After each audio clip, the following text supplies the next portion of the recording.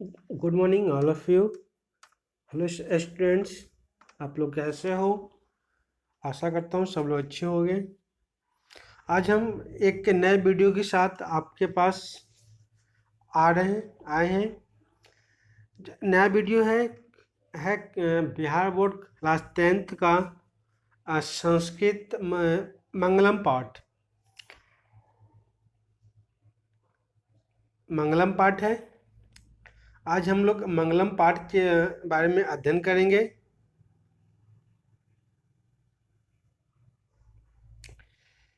मंगलम पाठ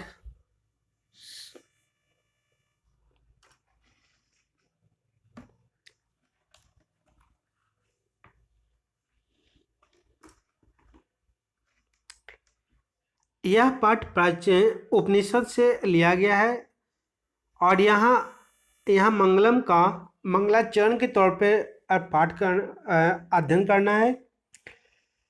यह वैदिक वाङ्मय दर्शन शास्त्र के सिद्धांत को प्रकट करता है।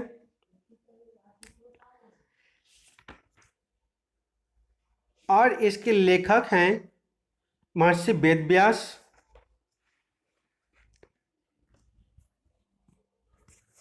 इस पाठ में वैदिक साहित्य में विशुद्ध आध्यात्मिक ग्रंथों के रूप में उपनिषद का महत्व है।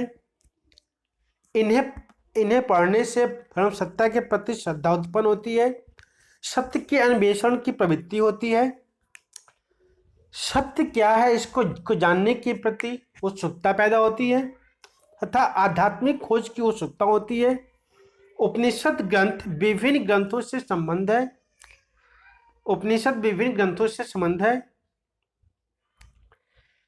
उपनिषद हमें जीवन को जीने की कला सिखाता है। इसमें आचार व्यवहार के बारे में से बताया गया है, अर्थात हमारा व्यवहार कैसा हो, हम समरूपता को धारण करें, सत्य और असत्य की पहचान करने की क्षमता प्रदान करता है। उपनिषद कठिन परिस्थितियों में भी समभाव और सुखद परिस्थिति में भी समभाव को स्थायित्व प्रदान करने की कोशिश करता है।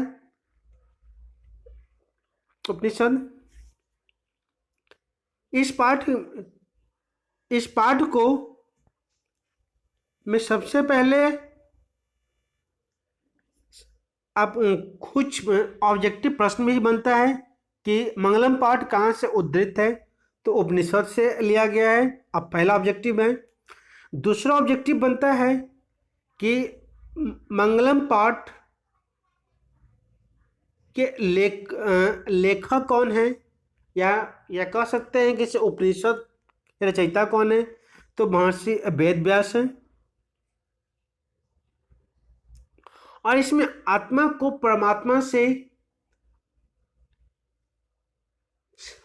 में समाहित करने के प्रति उत्सुकता उत्पन्न करता है और परम लक्ष्य को प्राप्त करने के प्रति उत्सुकता पैदा करता है। दूसरा,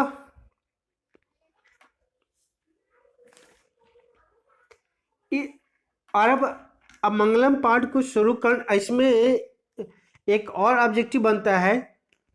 शुरुआत में एक ऑब्जेक्टिव ये भी बनता है कि मंगलम पाठ में कितने श्लोक हैं, तो 5 श्लोक हैं। इसका उत्तर आप लोग लिख लेंगे। दूसरा है, या इसमें आपको ये भी करके आ सकता है कि हिरण्मयेन पात्रेन डॉट कर देगा और कर देगा धिष्ठये, किस उपनिषद से लिया गया है, तो ईशावास्य उपनिषद से लिया गया है। फिर कर देगा नियमतो अय्यान, तो पूछ देगा यह श्लोक किस उपनिषद से है, तो कठोपनिषद से। ऐसे करके इसमें आपको वो ऑब्जेक्टिव प्रश्न बन सकता है। अब हम पाठ को शुरू करने से पहले, श्लोक को शुरू करने से पहले कुछ शब्दों का अर्थ जान लें, जिसको हम शब्द अर्थ कहते हैं।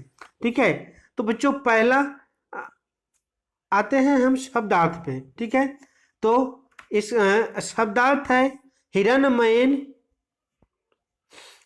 हिरण्मयन, हिरण्मयन का अर्थ होता है सोने सा या सोने के समान। पात्रेन का अर्थ होता है पात्र से, पात्र से या आवरण से। सतस्य जो षष्ठी विभक्ति है सतस्य सत्य ही शब्द है और अस्य इसका षष्ठी विभक्ति है, तो इसका अर्थ होगा सत्य का। अपहितम मतलब ढका हुआ, मुखा मतलब मुख यानी कि द्वार, अप्रणि फिरोणी मतलब हटा दे, सत्य धर्माय सत्य धर्मवान के लिए, दृष्टये प्राप्ति के लिए। ठीक है, अणु, अणु से भी सूक्ष्म, जो अणु से भी सूक्ष्म हो यानी कि कौन, आत्मा। अणियाम सूक्ष्म, सूक्ष्म अणु। और महत्तम यानी कि महान से, ए महान यानी कि महान,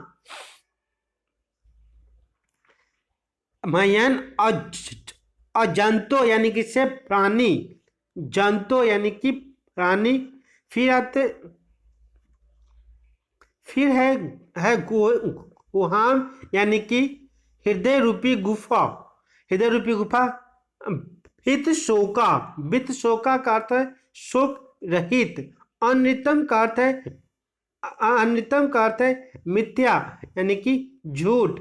और भीतता का अर्थ है विस्तार। और छंदमाना का अर्थ है प्रवाहित होते हुए, छंदमाना का अर्थ है प्रवाहित होते हुए। अनितम का अर्थ होगा मिथ्या या झूठ। अत्यति यानी किसे पार कर जाता है। विहाय का अर्थ होगा छोड़कर। अथमसा यानी कि अंधकार, प्रशस्ता यानी कि प्रकाश। ठीक है, तो हम लोग शब्द अर्थ को जान गए हैं। अब हम आते हैं श्लोक पर। ठीक है, जो कि हमारा पहला श्लोक है।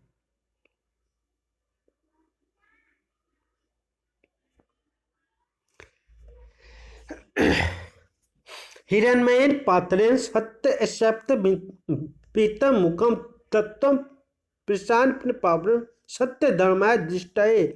अर्थात हे पुषण, हिरण्मय का अर्थ है सोने के समान। पात्रेन का अर्थ है पात्र यानी कि बर्तन या ढका हुआ। सत्य प्रीतम जो सत्य को समाहित करता है, जो सत्य को ढके हुए है। मुखम ढका हुआ है, जो सत्य का मुख, जो सत्य को ढके हुए है। कौन, मुख, सत्य का मुख ढका हुआ है। किस मुख, तत्व प्रसन्न पावनम, तत्व से ढका हुआ। इसे तत्व मतलब इसे से ईशान्य यानी कि हे प्रभु या हे पुषण, सत्य धर्माय दृष्टये जो सत्य धर्मवान के लिए हटा दे। ठीक है, इसका एक एक शब्द का अर्थ हुआ। अब हम इसको एक वाक्य में देखते हैं कि हे पुषण, हे या हे प्रभु, सत्य का मुख सोने के पात्र से। ठीक है, सत्य का मुख,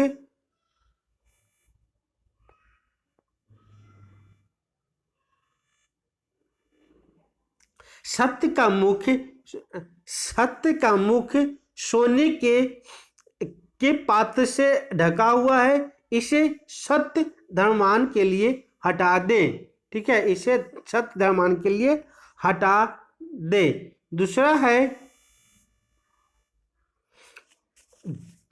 है अणु, अणु अणु अनुनियम महत्तम महायान, महायान आत्मस्य जंतो नेतम गुहाम। अर्थात अणु से भी अणु, महान से भी महान। अणु नियम, अणु से भी अणु जो है, महान से भी महान। आत्मा से जंतो नितम, आत्मा से वह कौन है, आत्मा जो जंतु यानी कि जीवों के हितम यानी कि हृदय, गुहा यानी से गुफा, गुफा में, अर्थात जीव के हृदय रूपी गुफा में, जो में छोटा, जीव के हृदय रूपी गुफा में अणु से भी छोटा और महान से भी महान आत्मा विद्यमान है। ठीक है, आत्मा विद्यमान है। थम कतु पश्यति, हम का तो तुम उसको उस परम सत्य के पश्यति मतलब दर्शन मात्र से, पश्यति मतलब दर्शन मात्र, भीत शोको जो शोक रहित है, पश्यति मतलब दर्शन वित्त शोको जो ओ शोक रहित है, धातु प्रसार मेतम अर्थात परमात्मा में एकाकार हो जाता है, अर्थात उस परम सत्य के दर्शन मात्र से जीव शोक रहित होकर परमात्मा में एकाकार हो जाता है उसे।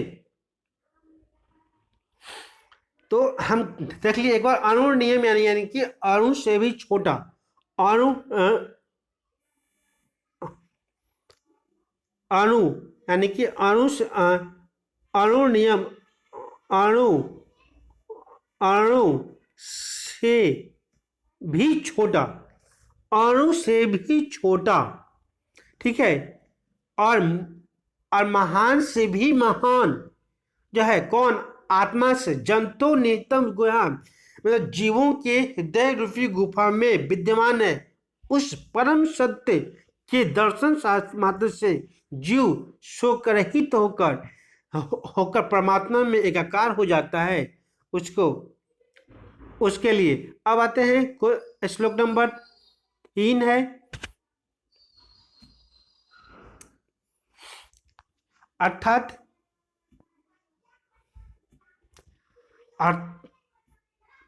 जो अणु से भी छोटा है, मतलब उससे छोटा नहीं था, तो अणु तो खुद में ही छोटा है, लेकिन उससे भी जो छोटा कौन है, वो आत्मा है, और हृदय एक गुफा के समान है जिसमें वह विद्यमान रहती है, कौन, आत्मा, ठीक है। अब आते हैं किस पे, श्लोक 3 पर, सत्यमेव जयते नानृतम, सत्यमेव जयते नानृतम सत्येन पंथा वियतो देवयानम, देवयान देवयान यत्र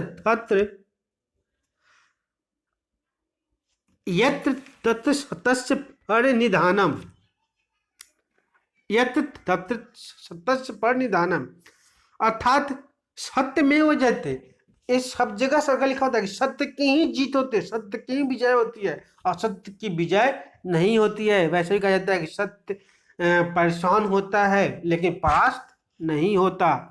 अब महाभारत के युद्ध के समय गीता में का उपदेश जब अर्जुन को भगवान कृष्ण दे रहे थे तो उन्होंने कहा सत्यमेव जयते, सत्य ही जीतता है, तुम कर्म करो, सत्य फल की चिंता मत करो, ये मृत्यु ही सत्य है।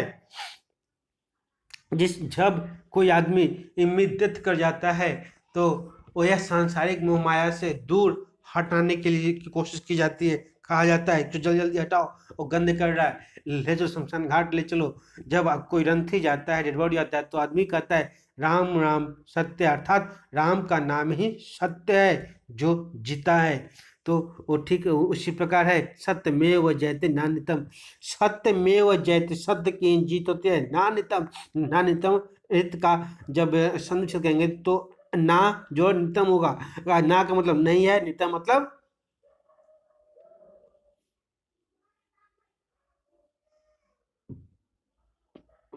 असत्य है, ठीक है। तो सत्य की ही जीत होती है, असत्य की जीत नहीं होती है। देवान सत्येन पंथा विहतो देवयानम, और सत्य के मार्ग से ही देवताओं का मार्ग प्रशस्त होता है सत्य से ही परम पिता परमेश्वर तक पहुंचने का मार्ग विस्तृत होता है प्रशस्त होता है यही धेन क्रम वृद्धो, यही वह मार्ग है हाप्त कामा, ये धेन क्रम में से तो हाप्त कामा, दिन यही वह मार्ग है हाप्त कामा, जिनकी कामनाएं पूर्ण हो चुकी हैं, जो अपनी इच्छाओं को मार चुके हैं, जो अपनी इच्छाओं से बड़े हो चुके हैं, यत तत् सतस्य परम निदानम, और मानव जीवन के चरम लक्ष्य को प्राप्त कर चुके हैं मानव जीवन के परम कर्तव्य को पार कर गए हैं।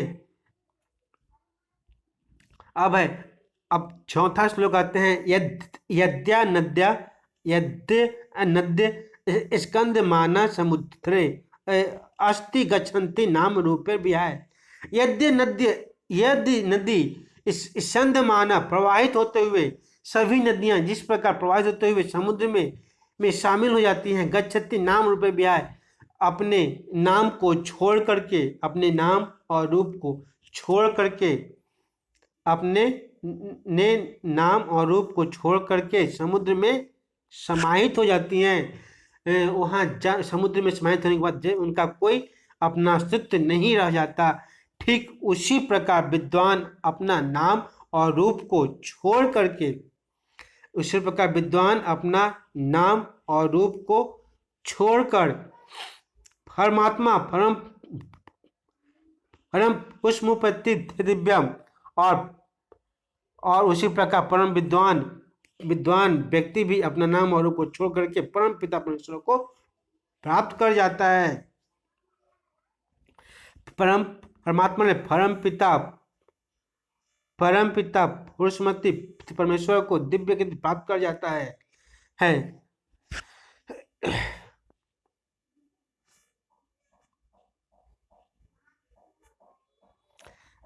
वेदामेतम पुरुषम महांतम आदित्य वर्ण ने तम से प्रशस्तम वेदाम, अर्थात मुझे ही पुरुष जानो, परम पुरुष जानो, महानतम परम पुरुष जानो, आदित्य वर्ण तमसा प्रशस्तम। आदित्य वर्ण यानी कि जो सूर्य है, आदित्य यानी कि सूर्य के समय जो सूर्य जो उष्मा देती है, प्रकाश देती है, अंधकार के आगे जो प्रकाश करती है मैं हूँ, जानो, वो जानने वाला, जानो। और मृत्यु थमे में विदित्वा मृत्यु नाना पंथा विष्णुता, और मृत्यु पर वाला मृत्यु को भी पाकर जाता है, इसके अलावा कोई दूसरा मार्ग नहीं है। अर्थात इस दुनिया में जो भी है सांसारिक मोह माया है, जब तक आदमी मनुष्य जिंदा रहता है हम क्या प्राप्त कर लें क्या नहीं प्राप्त कर लें, लेकिन जब कोई आदमी डेथ कर जाता है तो सब कुछ यहीं छोड़ जाता है। तो इसीलिए कहा गया है कि परम पिता परमेश्वर मैं ही हूँ। अपने नाम को त्यागो, सारी चीजों को त्यागो, अंधकार से प्रकाश की ओर ले जाने वाला मैं ही हूँ, मुझ में लीन हो जाओ, उसमें ही तुम्हारी भलाई है, अन्यथा तुम्हारी भलाई नहीं है। सारी सांसारिक मोह माया है, इसको त्याग दो, इसे छोड़ दो, यह एक अंधकार की ओर ले जाने वाली चीजें हैं और कुछ भी नहीं है।